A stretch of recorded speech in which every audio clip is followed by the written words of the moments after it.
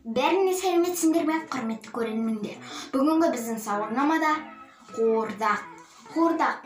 Бұл әрине, яғни 3000 подписчигі бар ютубер деуге де болады. Қазақ ютуберінің приколчигі деуге де болады. Екінші приколчик деуге де болады. Я, сонымен сауалнама түсіреміз. Онлайн сауалнама сізбен біргеміз. Көресің ғой іздейчо, қаладасың ғой.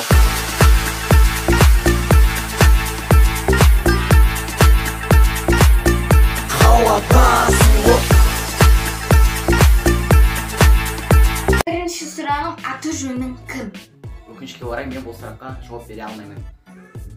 Екінші сұрағым, неше жастасың? Жасым 14 жаста. Жақында 15 жасқа толатын боламын. Өзің жайлы баяндап бере аласың ба?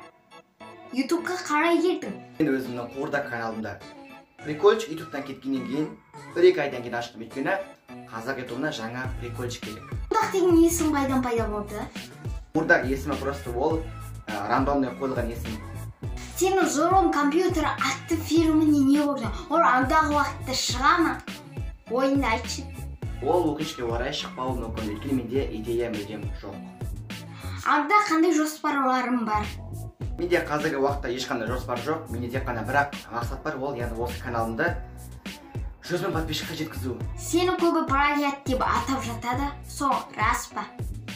Менің видеолардың негізі шынын айтқанда ешкімнен плагиат емес. Енді олар өзі оттай берсін. Хейтерлер мен үшін адам емес. Ютубер екеніңді ата-анам біле ме?